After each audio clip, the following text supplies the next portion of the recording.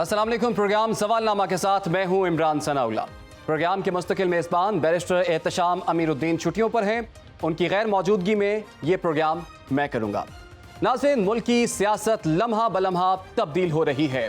लीगी कारकुनान को मियां साहब की वापसी का इंतजार है। आज साबिक वज़ीर आज़म मियां शहबाज शरीफ ने लंदन में मीडिया से गुफ्तगू करते हुए कहा कि मियां नवाज शरीफ 21 अक्टूबर को ही पाकिस्तान आएंगे और ये हतमी तारीख है। शहबाज शरीफ ने क्या कहा, पहले आप वो देख लीजिए। 21 अक्टूबर को इंशाअल्लाह वो पाकिस्तान तशरीफ ला रहे हैं। वहाँ पर उनका पाकिस्तान के अवाम वालियाना तारीखी इस्तकबाल करेंगे।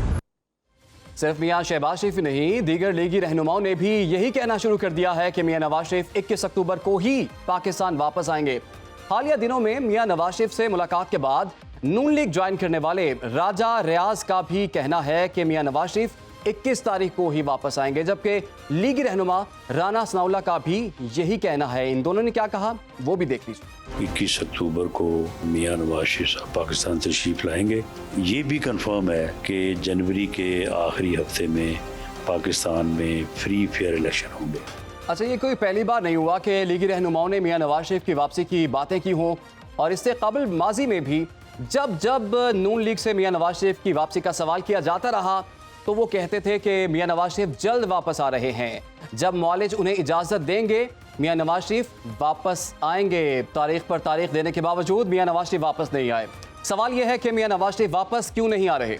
वापसी की जो तारीख अब दी जा रही है, क्या वो हतमी है? क्या 21 अक्टूबर को मियां नवाज शरीफ वापस आ जाएंगे? सियासी पंडितों के मुताबिक मियां नवाज शरीफ की वापसी में सबसे बड़ी रुकावट वो बयानिया है जो PDM की 16 माह की हुकूमत के बाद बना। मियां शहबाज शरीफ की हुकूमत के दौरान जिस कदर महंगाई और बेरोजगारी में इजाफा हुआ, आवाम उसको भूलने को तैयार नहीं।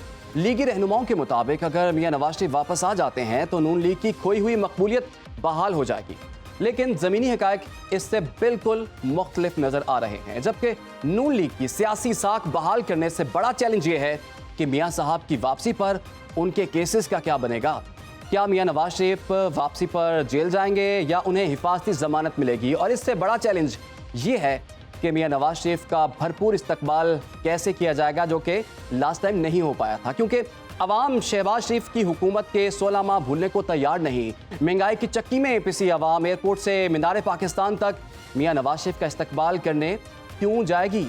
नून लीग मियां नवाज शरीफ की वज़ारत उस्मा के दौरान अवाम के लिए किए गए इक़दामात पर इंतखाबी बयानियाँ तश्कील देने की कोशिश कर रही है, जबकि अवाम का ये कहना है कि मियां शहबाज शरीफ के अदवार में होने वाले कमोबेश तमाम इक़दामात में भी मियां नवाज शरीफ की रजामंदी शामिल थी।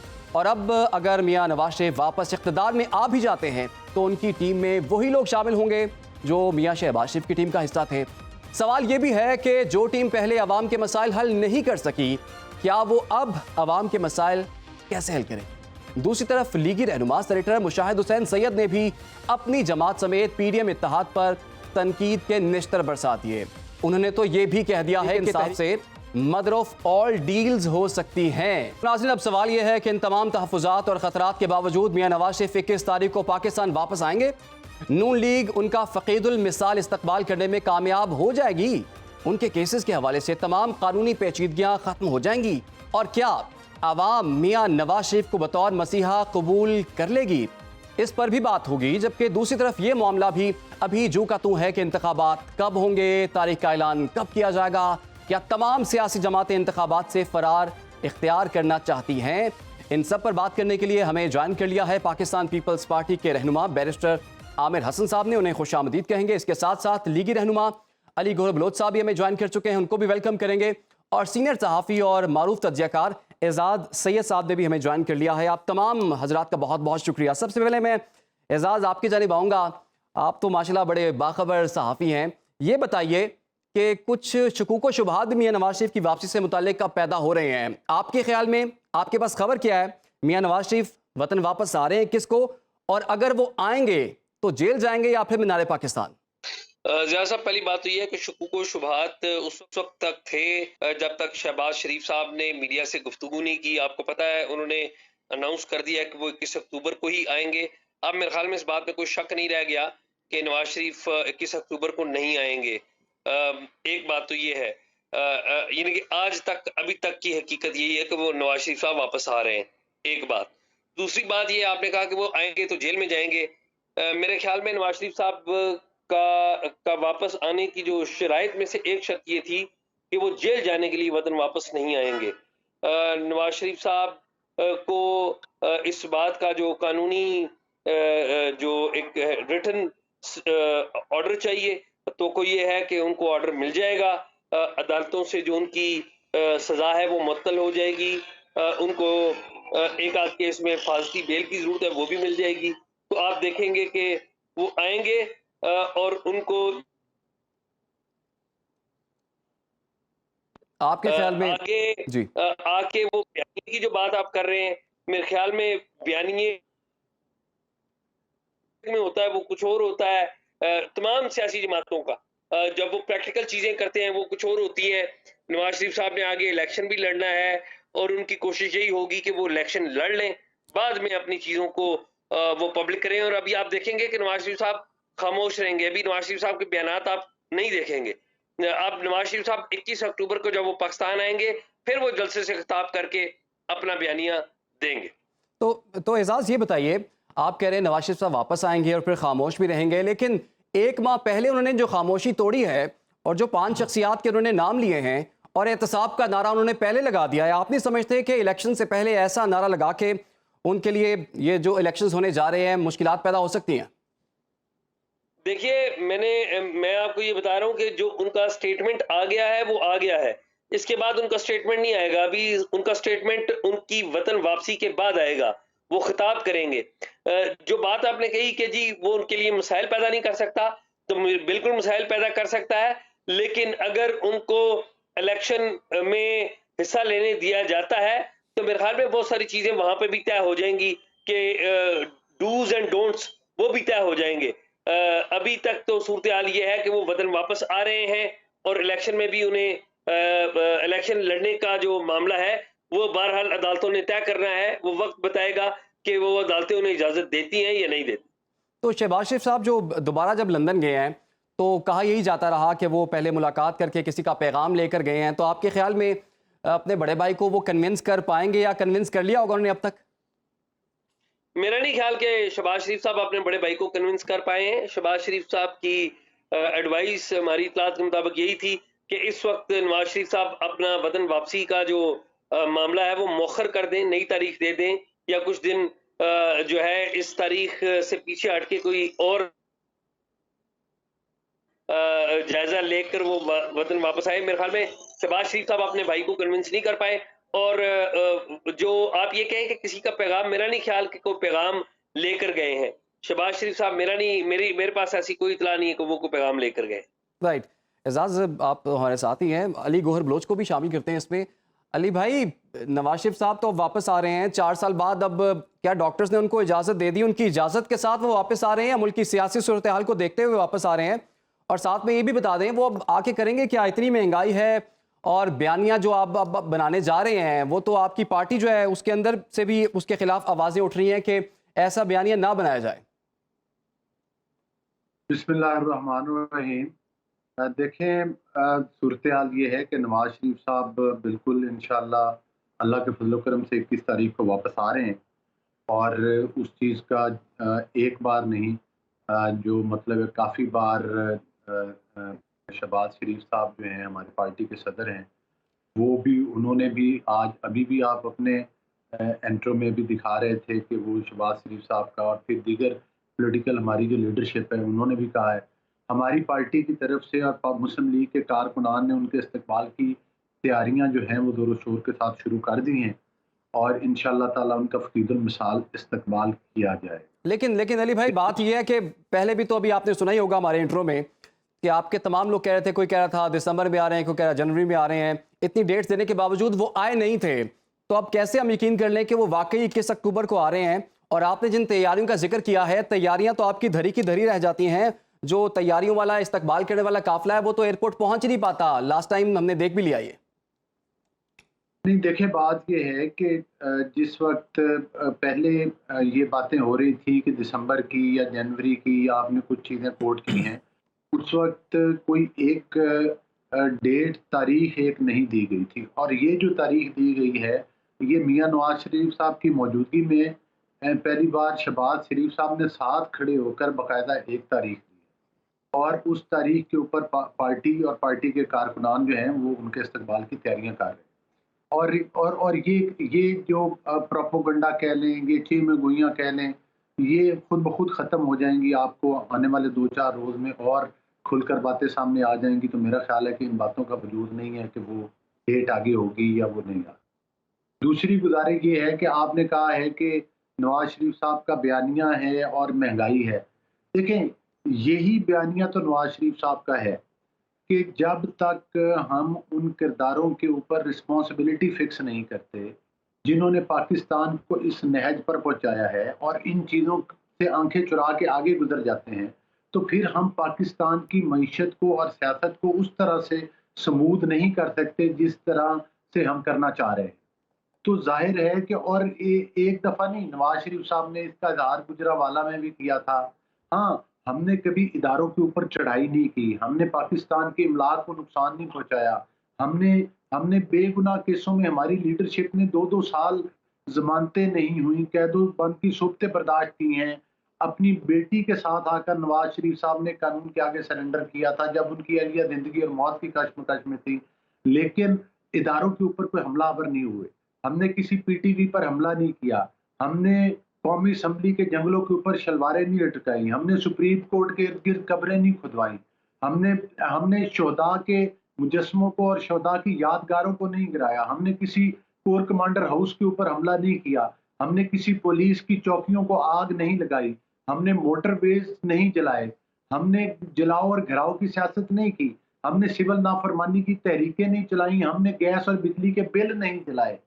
तो मैं ये समझता हूँ कि पाकिस्तान में अपने हक की बात करना उन किरदारों की वजह से जिनकी वजह से पाकिस्तान में 2018 के इलेक्शन चुराए गए, जिसकी वजह से पनामा का ड्रामा रचाया गया, जिनकी वजह से JITs के ऊपर जो है व्हाट्सएप ग्रुप के ऊपर JITs तब्दील होती रही, जिन जजेस के फैसले सुनाने वालों की ऑडियोज और वीडियोज जो थी वो अवाम के सामने आ गई। तो मेरा ख्याल है कि इन चीज़ों के बाद हाँ, आज भी हम ये समझते हैं कि आज के अवाम ये समझते हैं कि 2013 से 18 तक जब नून लीग को अक्सरियत मिली, उस वक्त बड़े बड़े चैलेंजेस थे। लोड शेडिंग का चैलेंज था, पाकिस्तान में दहशतगर्दी का चैलेंज था, पाकिस्तान में इन्वेस्टमेंट का था, सी पैक जैसे प्रोजेक्ट आए थे। उस वक्त महंगाई की रेशो कम हुई थी और पाकिस्तान आगे एशिया का टाइगर बनने जा रहा था माशी तौर पर। जब पाकिस्तान को इनातात पजीर पाकिस्तान की तरफ उसका रुख मोड़ दिया गया और एक साजिश के जरिए एक इलेक्टेड प्राइम मिनिस्टर। अली भाई, आप और मुस्लिम लीग नून के जितने भी तमाम लोग हैं वो 13 से 17 तक की तमाम जो अपनी तरक्याती काम है उसका जिक्र तो करते हैं, लेकिन PDM के जो 16 या 18 महीने हैं उसका जिक्र नहीं किया जाता। यहाँ मुझे एक छोटी सी ब्रेक लेनी है। जब ब्रेक के पास आएंगे तो बैरिस्टर आमिर हसन और एजाज सैयद से भी इसी मुतालिक बात करेंगे। फिलहाल यहाँ पर वक्त एक ब्रेक। Welcome back. बैरिस्टर साहब, आपकी जानिब में आऊँगा। आपने भी गुफ्तगू सुनी है, मुस्लिम लीग नून तो अपना बयानिया लेकर आ रही है और किसी हद तक ख़तरनाक बयानिया भी उसे कहा जा सकता है जो कि एहतसाब का बयानिया उन्होंने दिया है। ये बताइए, इस एहतसाब के बयानिए में क्या आप मुस्लिम लीग नून का साथ देंगे? और ये भी बता दें, पाकिस्तान पीपल्स पार्टी का बयानिया क्या है? बहुत शुक्रिया जी। पाकिस्तान पीपल्स पार्टी का बयानिया अवाम दोस्त बयानिया है। पाकिस्तान पीपल्स पार्टी नहीं समझती कि इस वक्त, एक तो मैं ये कहने में चलें खुशी है कि मियां बाकी पार्टीज का अवाम दोस्त नहीं है। मैं भी बात कर लूँ, मियां साहब का इलाज हो गया है और अब वो ठीक हैं, तो उम्मीद है वो वतन वापस आ जाएंगे। लेकिन ये तो हमारा मुतालबा रहा है कि सारी सियासी क़यादत को पाकिस्तान में रह के मसाइल के हल की तरफ जाना है। पीपल्स पार्टी समझती है कि सियासी जमातों की आपस में नफ़रत और ये जो पॉलिटिकल पोलराइजेशन है मुल्क को यहाँ पहुँचाने में उसका बड़ा किरदार है। और जो कप्तान हैं या PTI के चेयरमैन रहे हैं बतौर वज़ीर आज़म, उनके पास भी तो एहतसाब का ही बयानिया था और एहतसाब का लटका दूंगा, टांग दूंगा, छोड़ूंगा नहीं। उसने मुल्क को जो दिया है वो ले लें। मुसीबत ये जितने लाडले सियासतदान हैं ना, वो टांगने पे लगे हुए हैं और अवाम टंगी हुई है। काम तो आपने अवाम का करना है। मैंने इसलिए पीपल्स पार्टी का बयानिया अवाम दोस्त कहा था। हमारी लड़ाई ना PMLN से है, ना हमारी लड़ाई PTI से है। हमारी लड़ाई है महंगाई से, बेरोज़गारी से, अवाम के मसाइल से, यही हम करते हैं। दूसरी हुकूमतों के अब आपके सामने है तजर्बात, कोई बिजनेसमैन को आके सहूलत देता है, कोई आके माफियाज को सहूलत देता है। पाकिस्तान पीपल्स पार्टी की जब भी हुकूमत आई है, हम पे इल्ज़ाम ये लगा है कि आपने सरमाया गरीबों की तरफ मोड़ दिया है, आपने गरीबों को रोज़गार और नौकरियां दी हैं, आपने गरीबों को बेनज़ीर इनकम सपोर्ट प्रोग्राम दिया है, आपने गरीबों को सब्सिडीज़ दी हैं। तो इसलिए हमारा बयानिया आवाम दोस्त है कि हम आवाम की बात कर रहे हैं। लेकिन हम आपकी कह रहे हैं पीडीएम की तहादी हुकूमत ने आवाम को तारीखी महंगाई भी दी है। देखिए महंगाई सिर्फ पीडीएम के 16 महीने की वजह नहीं है, लेकिन उसमें भी हमारे हम नहीं कहते कभी भी किसी दोस्त पे सारा इल्ज़ाम धरते, लेकिन बहरहाल अगर आप पॉलिसीज़ को देखें तो पहले मिफ्ता इस्माइल साहब की पॉलिसी से हम तो खामोश थे, हमने कभी भी किसी के पीठ में छुरा नहीं घोंपा। मुफ्ता इस्माइल की पॉलिसीज़ के ऊपर इसहाक डार साहब बोल रहे थे, इसहाक डार की पॉलिसीज़ के ऊपर मिफ्ता इस्माइल बोल रहे थे। तो देखिए डिफेंड तो पीडीएम की हुकूमत को, जो कि हम पीडीएम का हिस्सा नहीं है, पीडीएम की हुकूमत को तो डिफेंड मियाँ नवाज शरीफ नहीं कर रहे, मरियम बीबी नहीं कर रहे, उनके वज़रा नहीं कर रहे। भाई तो आप हमसे तवक्को लगाए बैठे हैं कि हम उन्हें करना चाहिए ना, जिनकी हुकूमत है, जो वज़ीर आज़म बने हैं। हम तो जितना हमारा हिस्सा उतना डिफेंड करेंगे। मैं एक बात बता दूं, मुल्क मुतहम्मिल नहीं है। हमने इस मुल्क में वो एक अनोखा लाडला भुगता है। लड़ाई इस सतह तक आई कि हर इदारा मीर जाफर, मीर सादिक जानवर हुआ। अब एक हम तो समझ रहे थे मियाँ साहब माशाल्लाह 74 साल के, पाकिस्तान के एक तजर्बा कार 3 दफ़ा के वज़ीर आज़म हैं, अगर वो भी आके लड़ाई के मूड में है जी, जो मियाँ साहब की आदत भी रही है, मियाँ साहब का एक अपना तरीका कार है, उनकी हर एक के साथ लड़ाई होती है इदारों के साथ। अभी गौहर साहब बता रहे थे, बलोच साहब, कि हमने शलवारें नहीं टांगी कौमी असम्बली के। हम अरे आपने तो सुप्रीम कोर्ट पे ये भी बता देते कि हमने सिर्फ सुप्रीम कोर्ट पे एक ऐसा तारीखी हमला किया है जो कोई भी नहीं कर सका। देखिए आप क्रेडिट वो लें जो आपके हो। अब पीपल्स पार्टी बनने का शौक तो सब में है, लेकिन पीपल्स पार्टी बनने के लिए गर्दनें कटा के भी सुप्रीम कोर्ट के ऊपर हमला नहीं होता। 30-30 साल मार्शल लॉ भुगत के भी किसी कोर कमांडर के घर पे हमला नहीं होता। जनरल जिया हमें कत्ल भी कर दे तो मोहतरमा बेनज़ीर भुट्टो 1986 में आते हुए ये नहीं कहती कि हम जिया की फैमिली को से बदला लेंगे, हम चीफ जस्टिस की फैमिली से बदला लेंगे। देखिए दिल बड़े करने पड़ते हैं इदारों के लिए। मैं फिर कहता हूँ अब मुल्क मुतहम्मिल नहीं है। मेरे ख्याल से पीपल्स पार्टी एक कदम आगे बढ़ी है। हम नौजवान, मुझे सबसे कम टाइम मिला, मुझे जरा वक्त मैं आपके पास दोबारा जी मुझे सिर्फ थोड़ा वक्त दे दे। पीपल्स पार्टी ने किसी के साथ लड़ाई नहीं की। हम एक नौजवान क़यादत सामने ले आए हैं। मेरे ख्याल से पुरानी क़यादतों के आपस में बड़े वो शहबाज शरीफ साहब ने शायद लफ्ज़ बोला था भंबड़ पूसे हैं, तो ये बहुत ज़्यादा है इनके।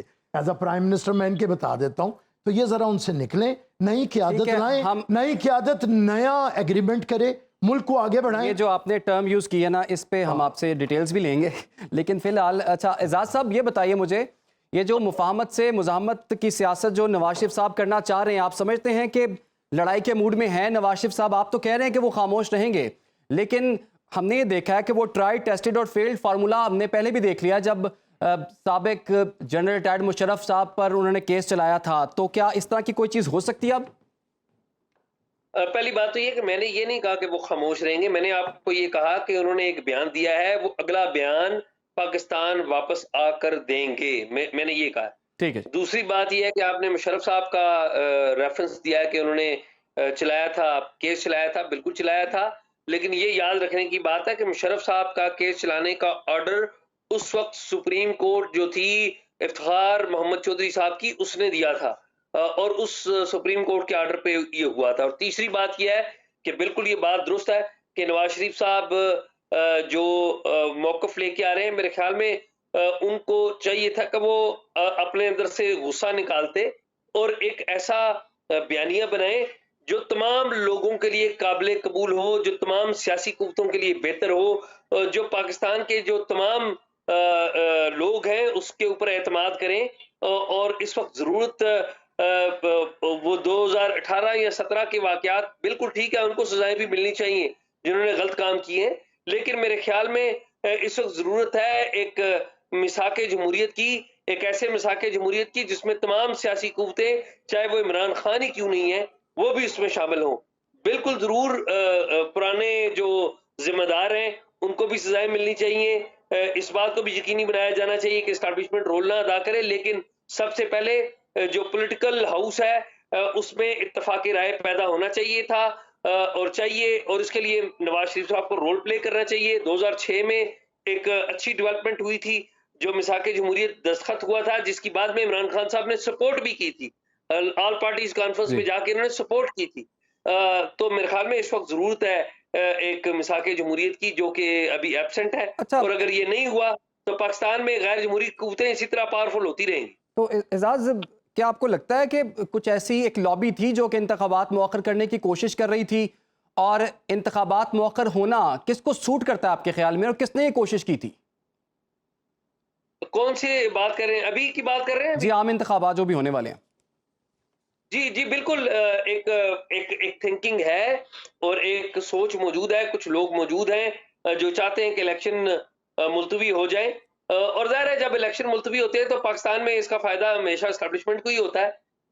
जब भी अवामी रिप्रेजेंटेशन नहीं आएगी पार्लियामेंट में तो उसका फायदा हमेशा गैर जमहूरी कुव्वतों को ही होता है। तो ये बता दीजिए जाते जाते कि जो पीटीआई है, अगले आम इंतखाबात में पीटीआई को आप कहाँ देख रहे हैं? और क्या अगर जिस तरह से हमारे निगरान वज़ीर-ए-आज़म का बयान भी सामने आया है कि चेयरमैन पीटीआई या पीटीआई के कुछ लोगों के बगैर भी इंतखाबात जो हैं वो हो सकते हैं, तो फ्री एंड फेयर फिर इंतखाबात होंगे और इसको माना जाएगा फिर? देखिए बात यह है कि 2018 में भी जो इंतखाबात हुए थे उस वक्त के साबिक वज़ीर-ए-आज़म नवाज शरीफ के बगैर ही हुए थे। नवाज शरीफ साहब जेल में थे। और ये जो अभी इंतखाबात होंगे, अगर इमरान खान साहब को सजा हुई तो ज़ाहिर है वो जेल में ही होंगे, इलेक्शन तो वो नहीं लड़ पाएंगे। तो इसका क्या मतलब है? इसका मतलब ये है कि क्या 2018 के इंतखाबात लोगों ने कबूल कर लिए थे? अगर 2018 के कबूल कर लिए नहीं किए थे तो ये कैसे कबूल होंगे? ये कबूल सवाल है कबूल तो जिन पर गौर करने की जरूरत है। एजाज साहब, जो मकबूल थे उन्होंने भी कुछ कबूल नहीं किया। लेकिन ये बताइए मुझे कि क्या डील की बड़ी बातें हो रही हैं, और ये भी बयान सामने आया मुशाहिद हसन सैयद साहब का कि मदर ऑफ ऑल डील जो हैं पीटीआई के साथ हो सकती हैं। आपको लगता है ये मुमकिन है आजकल के दौर में?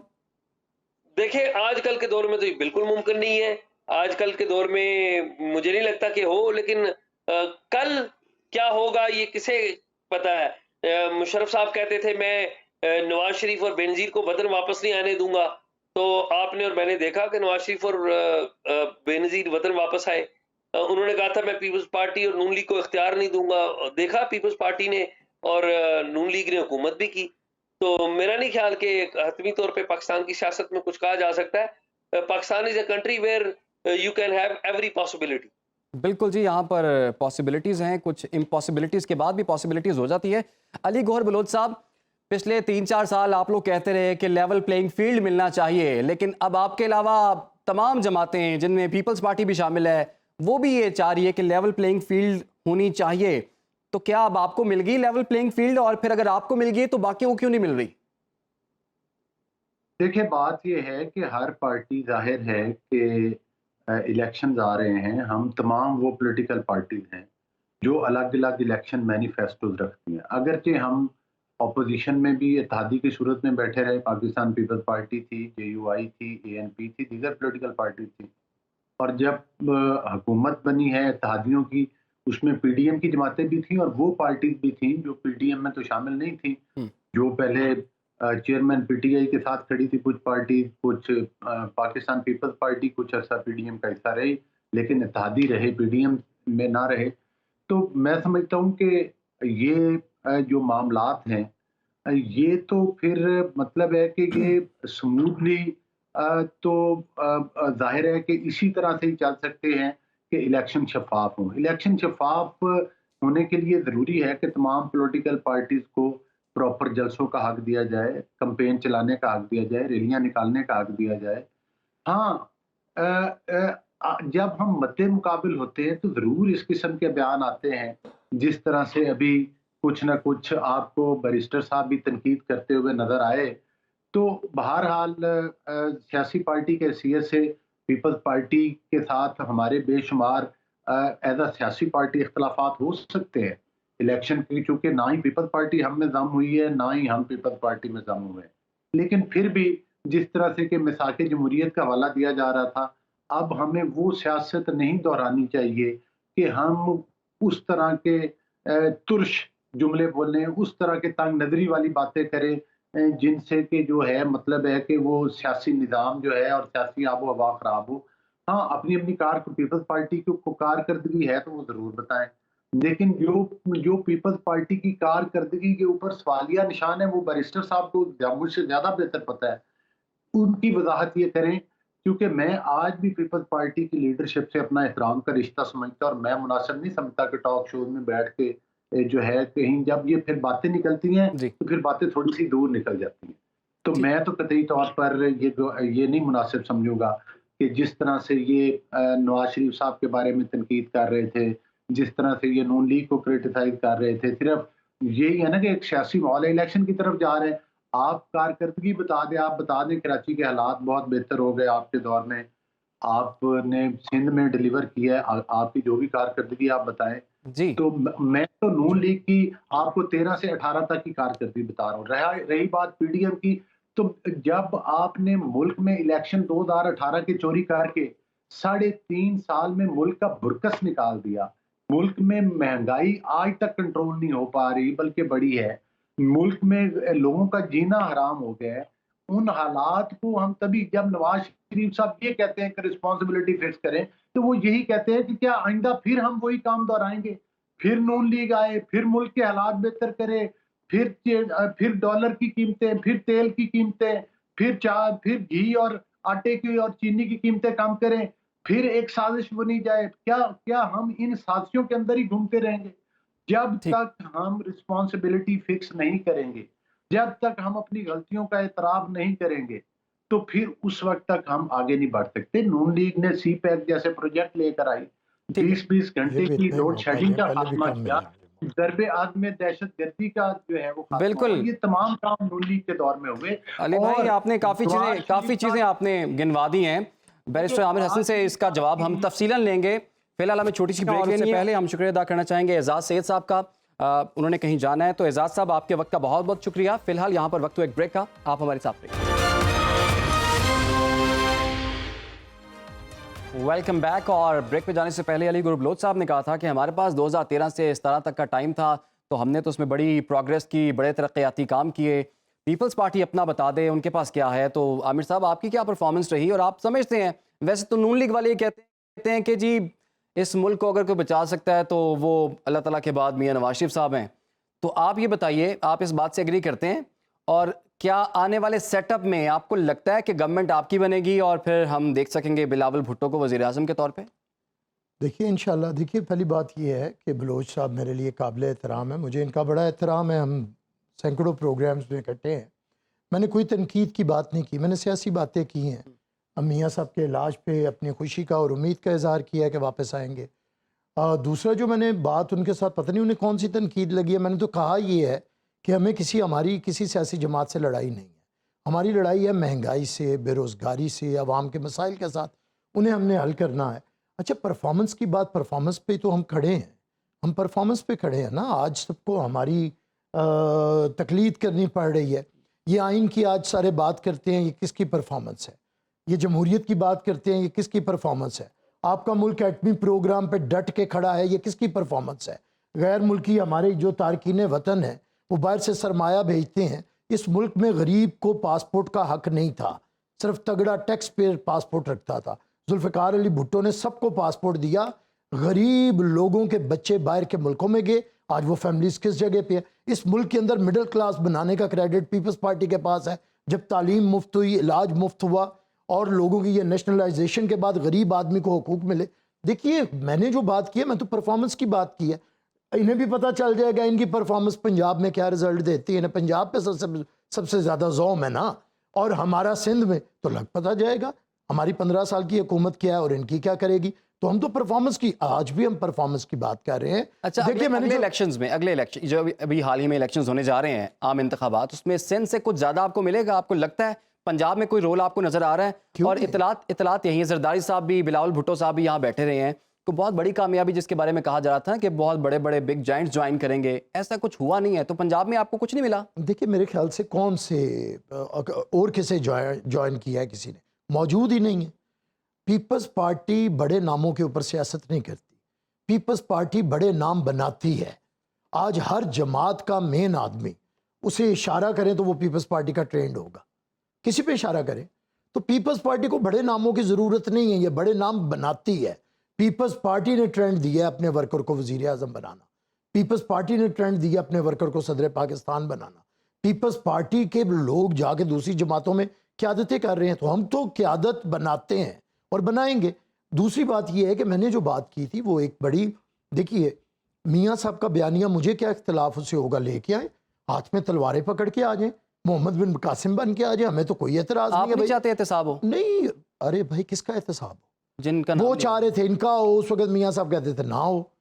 देखिए ना, वो यही तो कह रहे हैं कि मियाँ शहबाज शरीफ के केसेस एंड पे थे, मियाँ नवाज शरीफ जेल से चले गए तो एहतसाब तो वो भी कर रहा था, अब मियाँ साहब कर लें, सारे शौक पूरा कर लें। उसके एहतसाब ने अवाम को क्या दिया और इनका एहतसाब अवाम को क्या देगा?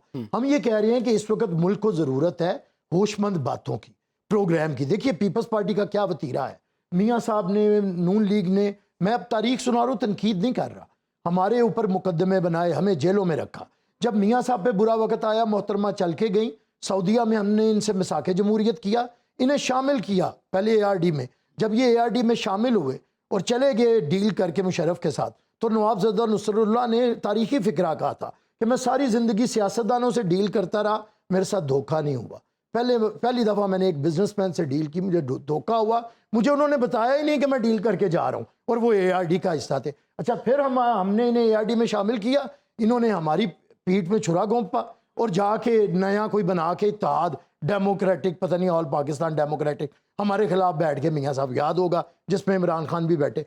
उसके बाद फिर हमने, अब PDM हमने बनाया, बिलावल भुट्टो जरदारी ने बनाया, सारी दुनिया को पता, ले लीजिए, हम इनके पीछे पीछे चलें क्या है। हमने जब बना लिया फिर इन्होंने हमें उससे निकाल दिया। अच्छा, तो इसके बावजूद मेरी बात सुने, इतना सब कुछ करने के बाद आप मुझे बता दें आपको मिला क्या? हम फिर मिलेंगे इकट्ठे जब पाकिस्तान की ज़रूरत होगी, हर पॉलिटिकल फोर्स के साथ, पॉलिटिकल फोर्स हो, हम बैठेंगे। लेकिन क्या तारीख धुल जाएगी? किसी का माजी धुल जाएगा? माजी नहीं धुला करता। हम बलोच साहब, आप मेरे मोहतरम हैं, हम परफॉर्मेंस पे खड़े हैं। हमने ना कल किसी की ताबेदारी की थी, ना आज हम चेरी ब्लॉसम बने हुए हैं। हम तो बात कर रहे हैं, सीधी मेरी बात सुन लें, हम तो बात कर रहे हैं परफॉर्मेंस की। हमने कब बात की है कि किसी के, हम आपको ये समझा रहे हैं कि सहूलतकारी ना लें, इदारों के पीछे ना छुपें। ये इलेक्शन कमीशन जब डंडी मारेगा उसकी साख कमजोर होगी। आइए सियासी पार्टियों के साथ बैठे, ऑल पार्टीज कॉन्फ्रेंस करें, रिजर्वेशन दूर करें। बैरिस्टर साहब ने तजवीज़ भी सुन ली, नसीहत भी सुन ली और अर्ज भी सुन ली कि इदारों के पीछे ना बैठें। आप चेरी ब्लॉसम का भी उन्होंने नाम लिया, तो क्यों ऐसा तासुर मिल रहा है? बैरिस्टर साहब भाई हैं, अपनी आदत से मजबूर हैं, वो चाहे इनके साथ आप जिस तरह का मर्जी सलूक करें, क्योंकि इन्हें टीवी पर बैठकर एक ही तरह का सलूक करना आता है, तो वो फिर मैं इनकी बातों पर कोई कमेंट्स नहीं करना चाहता।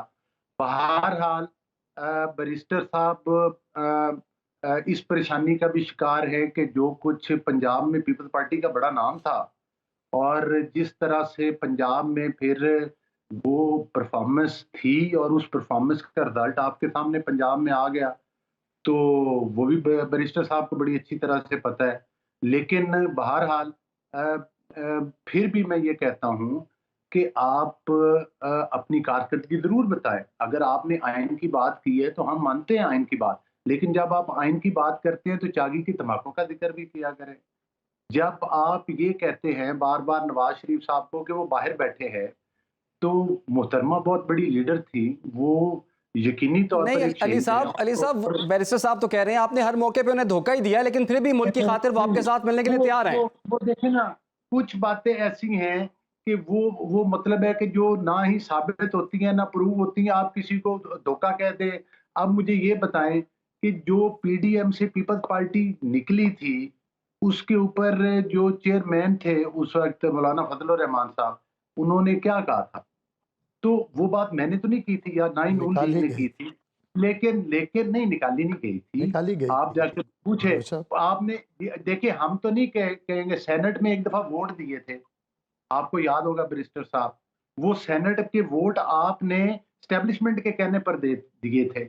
हम तो उन बातों को, आज वो सारी पार्टी आपकी, आपने उसका वजीर आजम बना दिया है। मेरी बात, राजे रियाज से गांठ सांठ करके वो बुक्कल में ही आपने बुक्कल में चोर जो रखा हुआ था राजा रियाज, कभी अपोजिशन लीडर भी बताइए पार्टी में शामिल होता है चंद महीने का, कोई इसका भरम ही रख लेते निजाम का।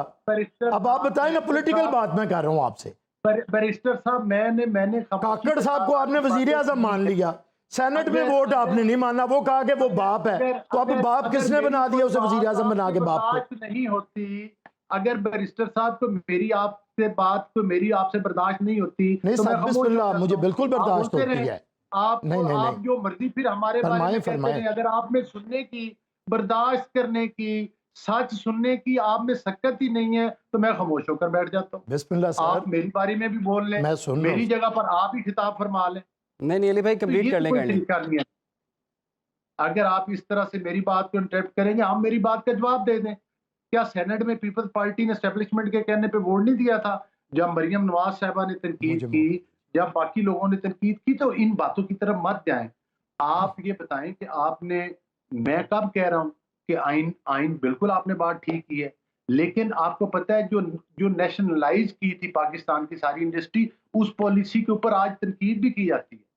जो 18वीं तरमीम है उसका आप क्रेडिट लेते हैं, बिल्कुल 18वीं तरमीम आपके दौर में हुई है। अली भाई कता कलामी की माजरत, प्रोग्राम का वक्त मुझे तो मौका दे दें, बिल्कुल खत्म हो गया। क्लोजिंग मैं सिर्फ इतना कहता हूं कि बलोच साहब, नेशनलाइजेशन की पॉलिसी दुरुस्त थी, सरमायादारों से छीन के गरीबों को फिर देंगे, जब मौके मिलेगा बार बार देंगे, अमीर पे टैक्स लगाएंगे, गरीब को सहूलत देंगे। अगर ये जंग है तो ये जंग हम लड़ेंगे। बहुत बहुत शुक्रिया बैरिस्टर आमिर हसन साहब, अली गौहर बलोच साहब, बहुत बहुत शुक्रिया। जैसे आप दोनों को एक दूसरे की बातें जो हैं वो बर्दाश्त नहीं हो रही, इसी तरह से अवाम को भी महंगाई बर्दाश्त नहीं हो रही। इजाज़त दीजिए अल्लाह।